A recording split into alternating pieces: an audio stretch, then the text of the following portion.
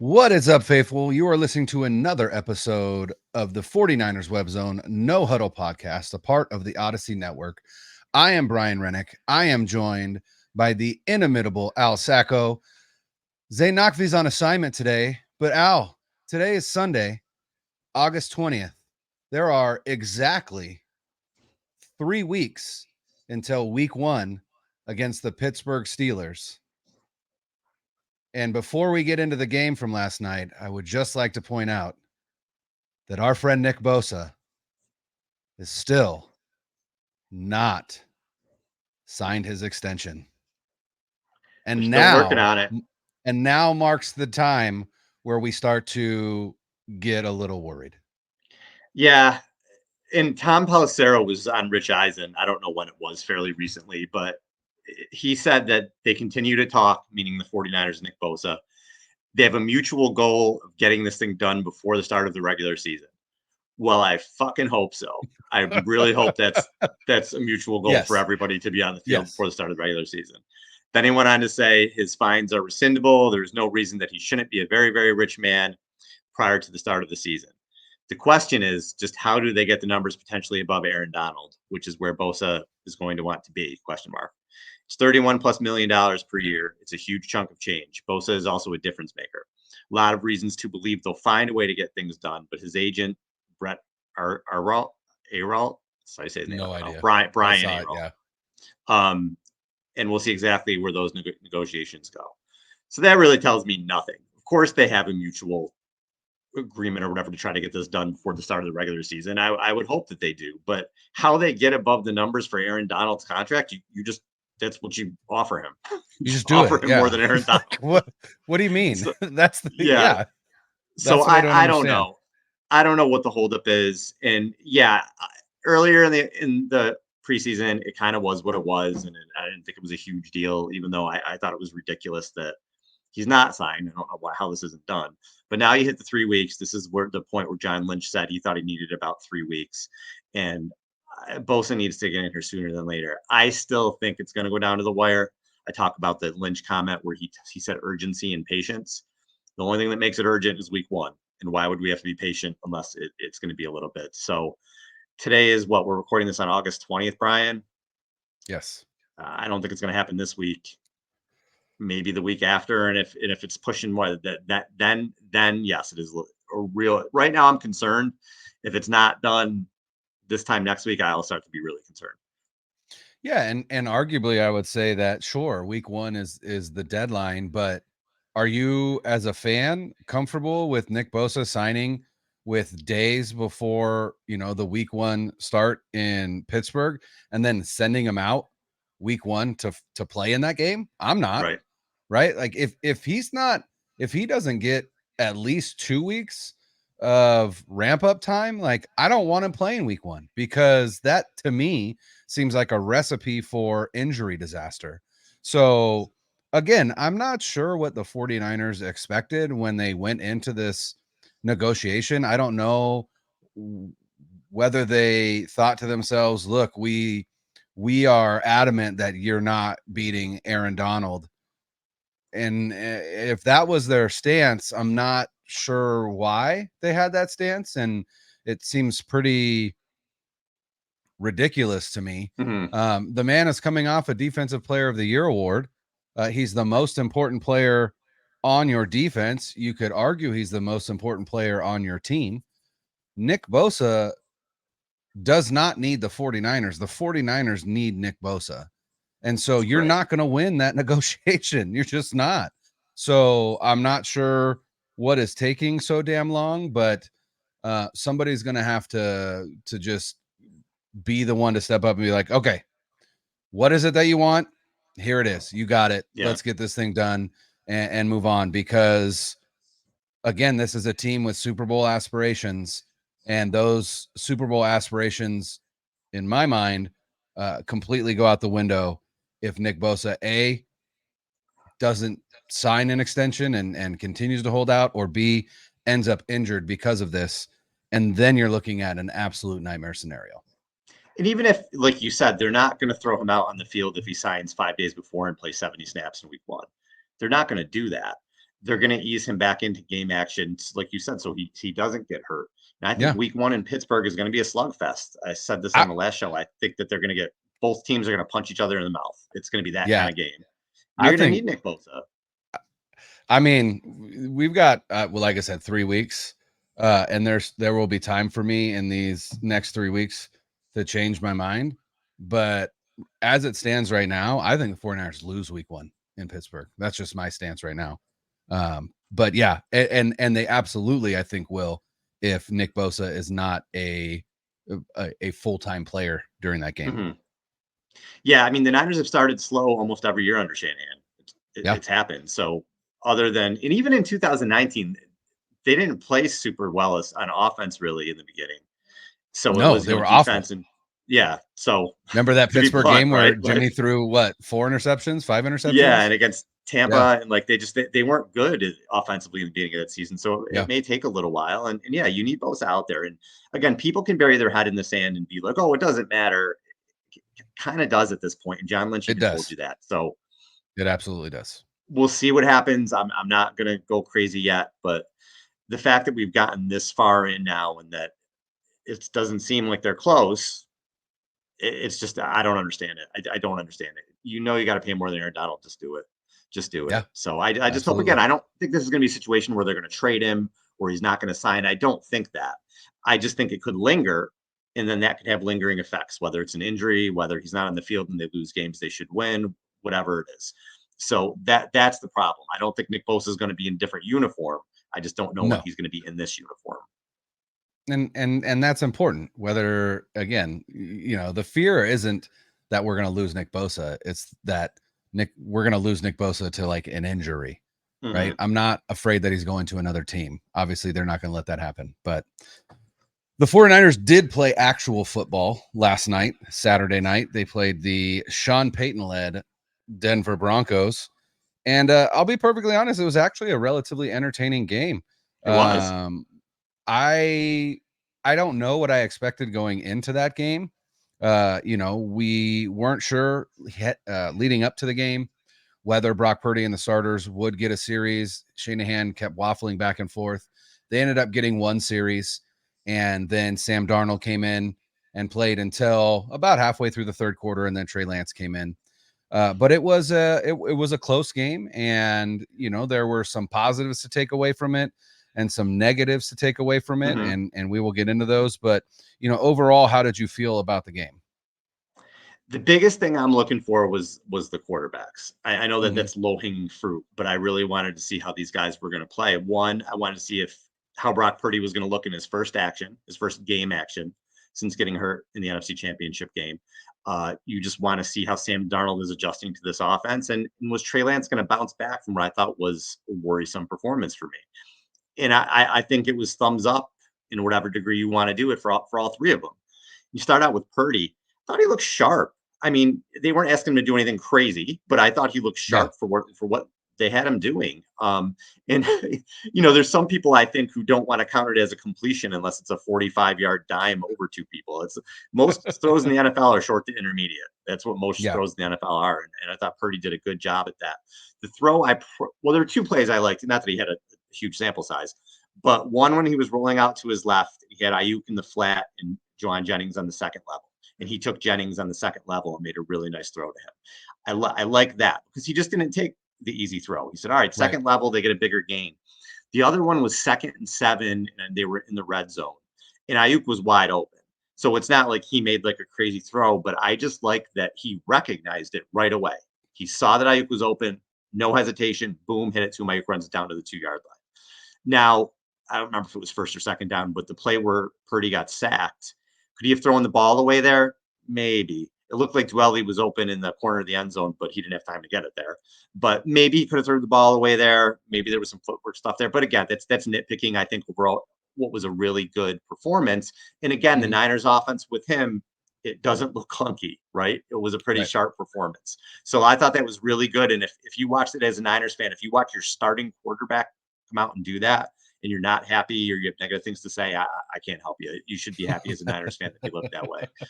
Um, Now, Sam Darnold, they played pretty damn good. And I know he didn't have scoring drives, but if you look at the context of that, he made a terrific throw on a play action that was, I don't know, 20 yards or whatever it was. It got called back for holding, which was a problem in this game, the backup offensive line. Yeah. So that got called back. So that ruins a drive. He had another drive where there was like a jailbreak on a third down where he got sacked. And then the interception that bounced off Ronnie Bell's helmet, which was another really good throw. I thought Darnold played well. I thought he made some Mhm. good throws. I thought he made some good decisions. He definitely looked capable there to me. I thought he did a good job. And then there's Lance, who started out slow. There were still some throws I thought that he wasn't letting it rip. But as the game went on and he progressed, he did play a lot better. And I thought towards the end, he didn't get a lot of time. He came in at the end of the third quarter, but towards the end there, the last drive or two in the fourth quarter, I thought he made some really good throws. And Ronnie Bell helped with some run after the catch. But there was some that Lance let rip, and I thought overall it was a bounce back performance for Lance. And again, another positive. If you look at these three guys, it's all very positive. Now, Brian, I don't know if it matters for Lance at this point. If Kyle Shanahan's the only person who can tell us that, but it was for me after what he went through the week with a really shitty performance, I thought overall, slammed. And these guys hear this stuff. He was slammed in the Sure. media all week. Yeah. Slammed. It's some real harsh stuff. He came back, he didn't throw a great interception, or I'm sorry, he threw a bad interception. I know it was a tough play for the Broncos to pick that ball off on the screen, but it was a bad pass. He Mhm. almost threw another pick. But there were positives here. There were a lot of good throws that he made, and I thought it was a bounce back performance. And to have that, to be mentally strong that way, to bounce back and keep throwing. And Kyle gave him a lot of throws in this game for coming Yeah. in at the end of the third quarter. What did he throw? 17 times. So 18. Kyle gave him opportunities, not trying to sabotage him, Right. to actually get him opportunities to throw the football, because that's what you do as a coach. You're not trying to Yeah. sabotage your players by making them, as some people would say, actually letting him throw the football. And I thought Lance responded. So overall, I think it's 3 thumbs up for the 49ers quarterbacks. I thought it was good. Now we just have to see what Kyle Shanahan wants to do from here. I agree. My big takeaway from Purdy's one series was it felt like Kyle Shanahan was calling that series as a way to just kind of cement Purdy's status as Mm-hmm. QB1, right? There were a lot of plays that highlighted essentially what Brock Purdy was good at last year and showed that he still can make those plays. He was Mm-hmm. decisive. He was able to identify the coverage, like that throw to Ayuk, right? It wasn't anything impressive, but what he was able to do is diagnose the coverage and know that Ayuk was going to be open and just very decisive and threw it. I thought that he did a little bit better at stepping up in the pocket. That's I think the biggest concern for Purdy, for me specifically, is his ability to step up in the pocket and his propensity to escape left, right? And we've talked about that. Yeah. You look at especially down the stretch last year, that was one of the things where every game you could see multiple times where the pocket collapses and he escapes to the left, and it's to the left almost every time. Obviously that has to change. And one of the things that I know Shanahan was asked about specifically, I believe a week or two ago, he was asked about that specifically, and he said that what he would like to see is Brock to step up in the pocket. But what's interesting is Brock has said to him in the past, I am not comfortable doing that because of my height, and that again is where the concern lies, right? Mm-hmm. Again, when you talk about Purdy as a franchise quarterback, there haven't been many franchise quarterbacks his size, right? You're really looking at Drew Brees and Russell Wilson, and that's kind of really about it. Yeah. And arguably, he does not have the athleticism of a Russell Wilson or the arm of a Russell Wilson, and he just doesn't still have I would say the football IQ, the foot, or I don't, how do I want to say it? The footwork, I guess, of Drew Brees, and then Yeah. obviously the accuracy of Drew Brees. And I not many think he people did could. have Right, that. exactly. Yeah. He's one of the most Yeah. accurate quarterbacks of all time. I think he could get there. I think he is an accurate quarterback, and I think that accuracy could increase again with an emphasis on footwork, stepping up in the Mm-hmm. pocket, doing those things. But those are the concerns, right? The concerns are the physical skill set. But you watch him operate that offense for that one drive, and you're like, man, this looks sweet, right? It just Yeah. it just does. It looks smooth. It looks good. Christian McCaffrey wasn't on the field, and still march down the field.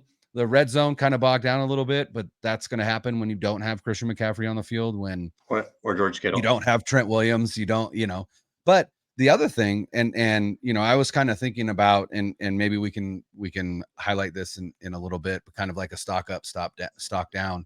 That sack was not on Purdy. That sack was on TDP. He absolutely Yes. whiffed on his blocking assignment. And that is a terrifying aspect of TDP's game that is going to keep him on the sideline if he cannot get better at that, because he Because that is was a touchdown. awful. That was a Yeah, it touchdown. was With He was wide 100% a open. touchdown, and Yeah. he is awful at pass protection, just downright awful, and that is a cardinal sin in the NFL. So, again, we can talk about that.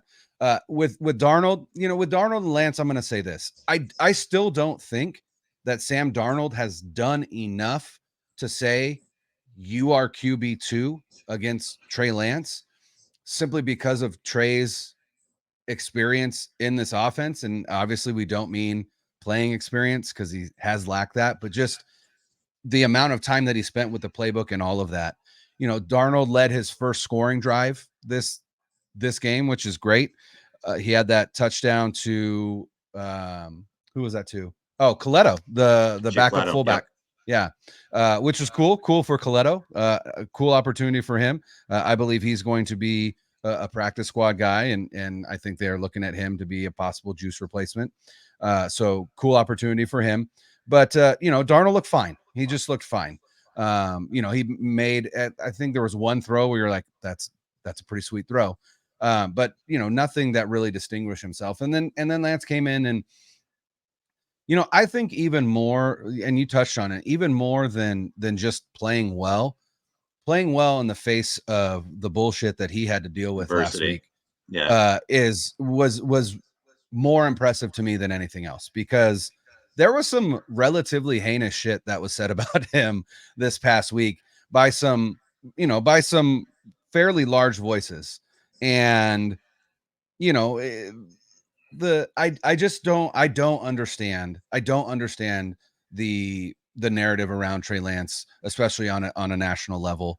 It just seems very, very misplaced, and constant, and I just don't get it. But that interception obviously was tough, and it, to me, really, really cemented Purdy's performance, and then Lance and Darnold's performance really, to me, cemented. We don't really need to talk about these quarterbacks anymore. This is Brock Purdy's team. He's Mm-hmm. QB1. And honestly, I'm grateful for that. I'm grateful to just not have to really talk about it anymore. And just know, listen, Purdy's going to be the starter week 1. Let's move forward. I mean, it's kind of been that way, but every once in a while things will happen. You're like, oh, maybe Trey could do it. No, Trey can't get Mm-hmm. QB1. Trey can get QB2, and I think he is QB2 right now. But he's not getting QB1. And so we can kind of put that conversation to bed, and I'm grateful for that. But Trey Lance also showed in that game why so many people are high on him, right? He had a couple of plays. That throw to Willie Snead was an absolute Oh, dart. it was dark. Yep. That oh my God, that throw was beautiful. But even more than that, the throw to Tay Martin that Tay Martin dropped when Mm. Lance stepped up in the pocket and then stepped to his left, started to scramble, but kept his eyes downfield, saw Martin open, threw it right to him, hit him in the hands, and he dropped it. It wouldn't have mattered that there was a penalty, but still, it's those kind of plays where you're like, that is the tantalizing part of Trey Lance. That's the part that you dream on with him. And I still feel like he's getting better in the short game. So I really do think that there has been growth from Trey Lance this offseason, during camp, during preseason. And I genuinely believe it would be a mistake for them. And I don't anticipate them getting rid of him. There are people on Twitter who have talked about Trey Lance is fighting for a roster spot. Stop it. Just stop it. They are not cutting Trey Lance. That would be a No, they're not 14 going to cut million. him. That'd be a $14 million cap hit, dead cap hit, which is $5 million more than his cap hit currently. They're not doing that. And I just don't see them trading him for a 4th round pick. That's not worth it. There's no reason to do that. Trey I Lance don't will even know be if on they'd get this a team. 4th round. I don't know if they'd get a 4th-round pick right now. And maybe they wouldn't. And so again, there's no reason to trade him for nothing. You are not. Let me ask you this question. If you think Trey Lance is either A, going to get traded, or B, going to get cut, and I'm not saying you, I'm saying the royal you, those people that believe that. It's the NFC Championship game. Brock Purdy has been lost to injury earlier in the season. Sam Darnold has played well, gotten to that point. Sam Darnold comes out, right? Are you more willing to say Brandon Allen is going to come in and lead that team to a win in that game, or Trey Lance? And if your answer is Brandon Allen, then your issue is not that you think that Trey Lance is bad at football, because I promise you, Brandon Allen is not the answer. He's not, right? There's something different there for you. So let's also put that to bed.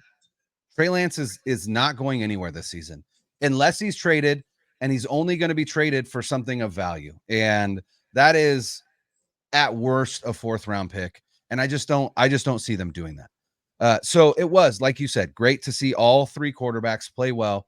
And I think that was probably the biggest story from this game.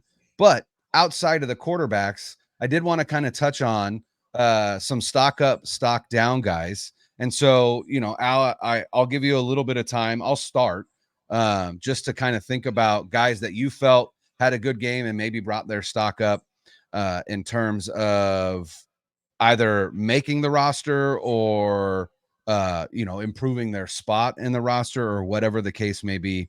And the first player that I wanted to highlight in terms of stock up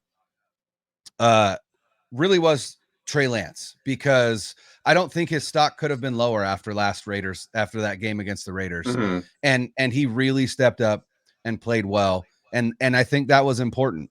Again, that pass to Snead and that pass to Martin, even though Martin dropped it, those 2 passes are passes that it's like, I love to joke. I suck at golf. I am terrible at it. Right. But every time I go golfing, I'll hit like one pure drive, or I'll chip onto the green from, 80 yards out. And it's like, oh, well, I'm going to keep coming to play golf, right? Because golf is fun. It's like, yeah, but you lost a dozen balls during that round, right? And you scored in the hundreds. Like, you're not good. And it's like, yeah, but that feeling of that pure drive, right? It's the same exact thing with Trey Lance. It's that feeling as a fan. You watch that throw to Snead, or you watch that throw to Martin, and you're like, oh yeah, that's what excited me about this kid. So I really appreciated that. Again, in the face of adversity, he came out and he played arguably his best preseason game to date, and probably put on the best film that he's had this offseason. So kudos to Trey Lance on that one. Yeah, I get where you're coming from there, and he definitely had a really bounce back performance. We talked about it. I just think with him, like, I don't even know if it matters anymore to me. I'm not even paying attention to what's on the field. Not that I'm not paying attention to it, but I'm just paying attention more to what the 49ers are telling me with how they're treating him or using him or whatever. And to me, it still screams Kyle doesn't have any interest in really developing him. And if they can get something for him, they're going to trade him. So again, I'm not saying I agree with that. I don't. I think you made a great point where why wouldn't you keep Darnold and Lance? Because at some point you may need both of them, and you would rather have both of them over Brandon Allen for sure. For sure. 100%. So I think, but again, I don't agree with it. But seeing what the Niners have done with Lance, that's still where I think it's headed. But we'll see. Maybe I'll be wrong. Stock up for me, Ronnie Bell. Yeah. One, because of what he does with the ball in his hands. Like, he gets the ball in his hands and he's really good after the catch, and he runs hard and he knocks people over. And he made 2 plays on the screen pass and a ball, which was another really good throw from Lance, where Bell caught it intermediate and took it, whatever it was, 30 yards, whatever it was. 45. Had a big game. Yep. So now he's got to hang on to the ball, man. Yeah. 2 balls that bounced off, well, his face mask, I guess, and then off his hands in the last 2 games have resulted in interceptions. And he also fumbled in this game that got recovered by the Niners. Yep. So look, he is making the team. Danny Gray is going to miss the start of the season, at least with the shoulder injury. Ray McLeod is going to miss the start of the season. Ronnie Bell is going to be on the team. And he looks like he could be a really good player if he can cut the miscues. Now, it's a rookie, his first couple games. It may be we may not even remember this happened in 3 or 4 years because of the plays he's made. And I think he can continue to make, as long as he holds on to the ball, he can end up making the plays for the Niners this year. I don't think he's going to have 60 catches, but he can come in and maybe, 10, 15, and maybe break a few. Definitely the players were talking about him. He's been exciting Mhm. to watch. I don't think he's going to be a kick returner. That's we'll get into my next stock down if you don't say it. But what what he's done so far has been really exciting, especially for a late round pick. You know, I think what's interesting about Bell, he was my number 2 on my list. I have my notes app up. I was taking notes before the show. Ronnie Bell was number 2 for me. Um, and I did point out in my notes, I wrote those through the hands misses in 2 weeks in a row are unacceptable. Yeah, can't do it. Obviously, can't do that. But you know, Debo Samuel came out of the locker room yesterday on his way home and just walked by camera and just yelled Ronnie Bell, and that was it. That's all he said. And Shanahan had a conference call with reporters today, and they did bring up Ronnie Bell and specifically that Ronnie Bell had said after the game, Debo Samuel was kind of taking him under his wing, and then you watch that stiff arm that absolutely put that DB into the dirt, and you're like, yeah, that makes sense that Debo's mentoring this guy. You know, he's another one in the long line of the Yak Bros with Kittle and Ayuk and Debo and Juwan Jennings and the other That's thing about awesome to hear yeah, and the other thing because about Ronnie Debo's is he leadership has blocks. gotten yeah, and Debo's leadership has gotten questioned in the past. So I didn't even Yeah, realize that. So that's really yeah. cool to hear that he's taking him under his wing. Yeah, totally. And you know, Ronnie Bell said it is just kind of like a big brother type relationship. And I'm like, sweet, you know, Yeah, obviously that's awesome. learn from the best yak guy in the business. You got to love it. And Bell even said that he was not he was upset with his yak performance last year in Michigan, and he attributed it to coming off of an ACL tear from the previous season. So, you know, I think largely Bell was available in the 7th round because his senior year was not as good as his previous 2 seasons, Mhm. which you know had him in mid-round discussions as a wide receiver. Then he tore his ACL as a junior and came back as a senior and didn't quite play as well. So again, could be another late round steal for the 49ers because when he gets the ball in his hands, he's pretty dynamic. So excited for that. Another stock up I had was Cameron Latu, specifically because he caught the balls that came to him, which he hasn't been doing a lot in this preseason in this camp. So hey, that automatically is going to bring your stock up. And he caught that touchdown from Trey Lance. So you know, Yeah.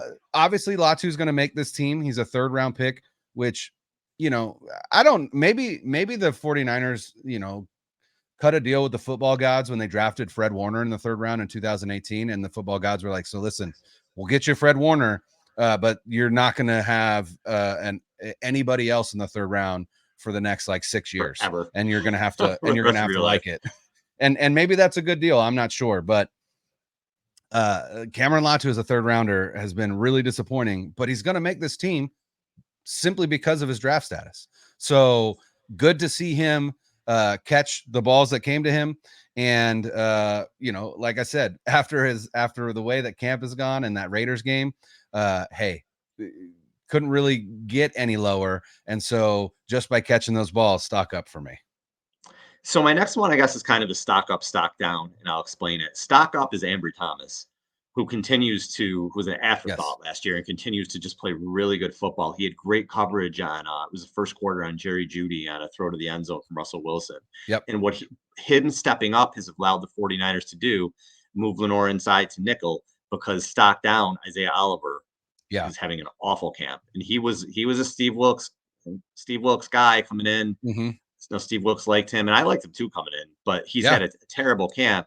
And another guy, Marcus Hartfield, who was Hartfeld, whatever his Miles. name is. Miles Miles, sorry. Hartsfield. I'm so Yeah. bad with names. I'm sorry. Miles Yeah. No Hartfield, worries. um, He's who looking like a nobody.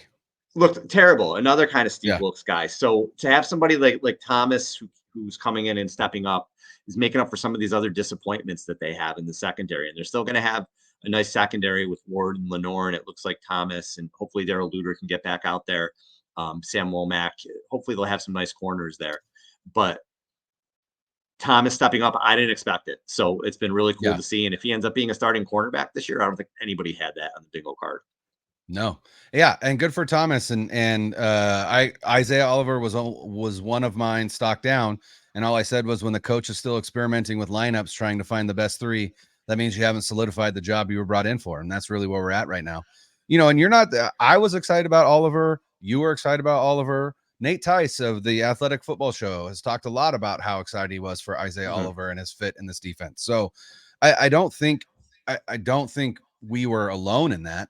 And there are quite a few people who were. So, you also have to, you got to take a step back and be like, it's a new team, a new scheme, right?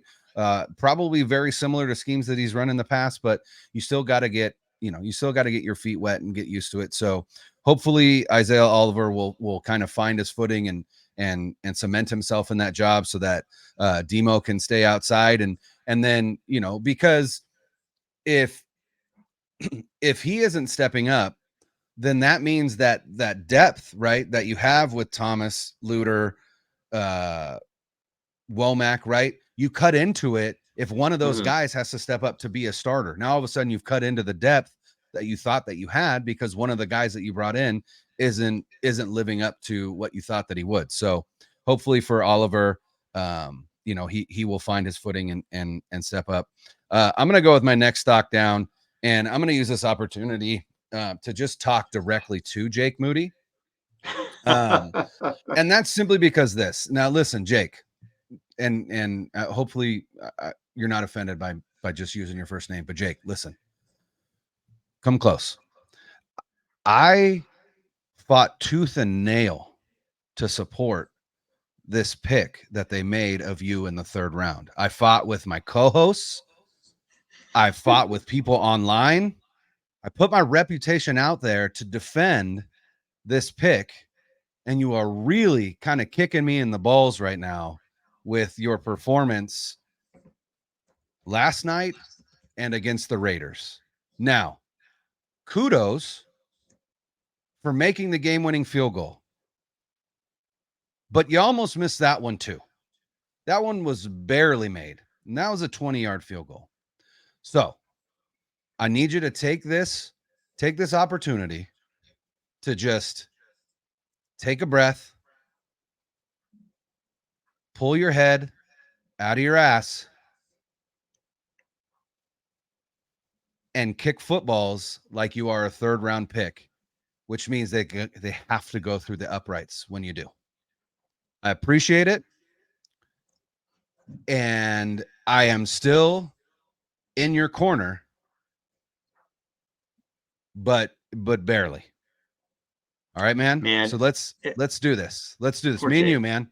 Me and you, Jake. Didn't it? Ride I or don't think die, baby. Here we anybody. go.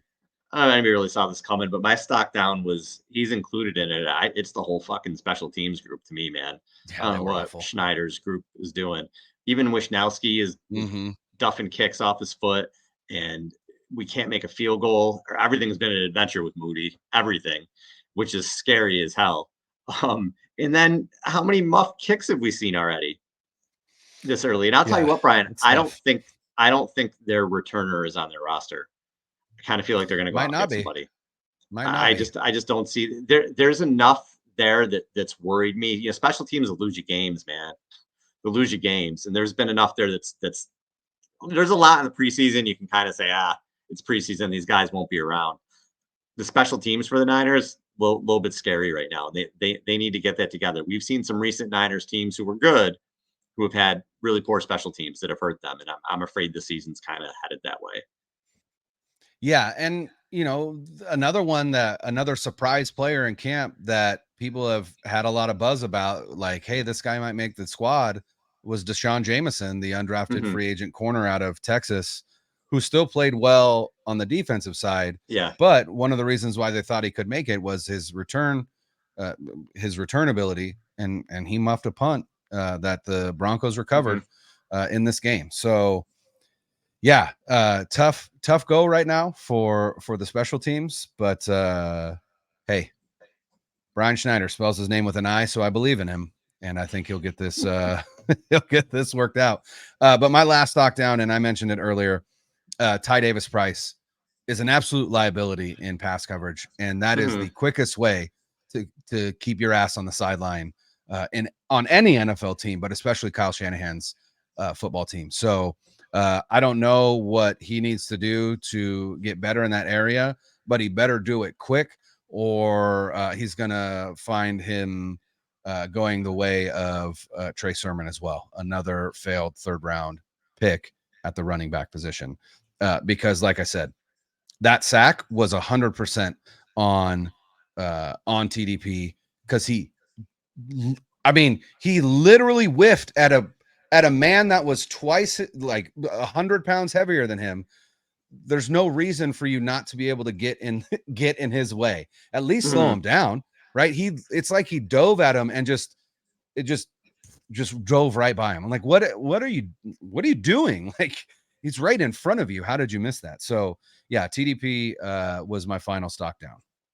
And I'm a little worried about the interior of the backup offensive line, the whole backup offensive line altogether.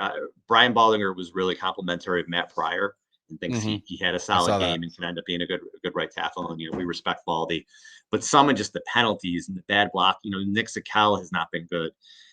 Definitely, if one of those guys go down, it's worrisome. You need Trent Williams. Obviously, he's the best tackle in the game. Obviously, yes, you would be hurt if you didn't have him. But even these other guys, any of them go down, it's going to get scary quickly. It really for is. Sure. For sure. And you mentioned, how many quarterback injuries we've had. We can't be having these guys getting killed. So that's a concern for me. Feliciano's a vet. Maybe he can step in there and be good if he's got to play any of the interior positions. But the depth right now this is not as deep as a 49ers team as we've seen. They're top heavy, and that's fine because their top is ridiculous.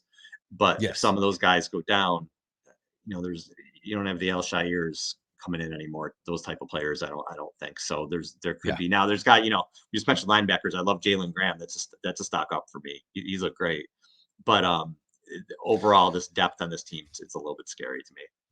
Yeah, D Winters has looked good as well, and so has Marcelino McCrary-Ball. I don't think this is going to happen, but I legitimately would not be shocked if Graham, Marcelino McCrary-Ball, and D Winters all made the squad, meaning that Demetrius Flanagan-Fowles and Oren Burks don't make it.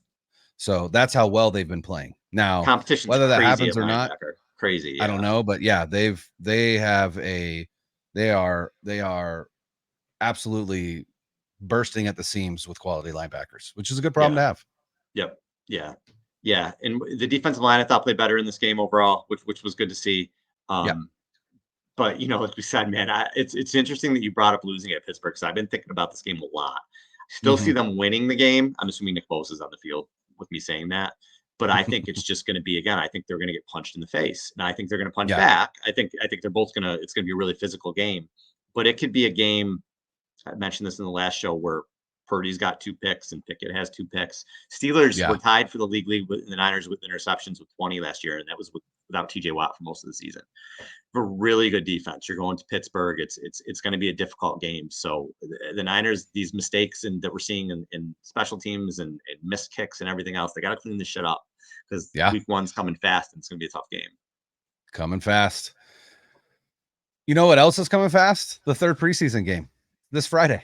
Friday already, and then that's it. Cow. And then we got to sit around and wait for 2 weeks or whatever it is.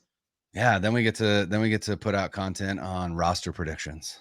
Yes, and probably talk about the same shit over and over and over again. God, I can't wait for real games. Oh my God, I can't wait for real games. I'm excited for week 1. Cannot wait. These 21 days can't go fast enough. Yep. I'll take it. So, all right, Brian. I think we did it. I think we've done our job. I think so. All right. For Brian, I'm Al. Later.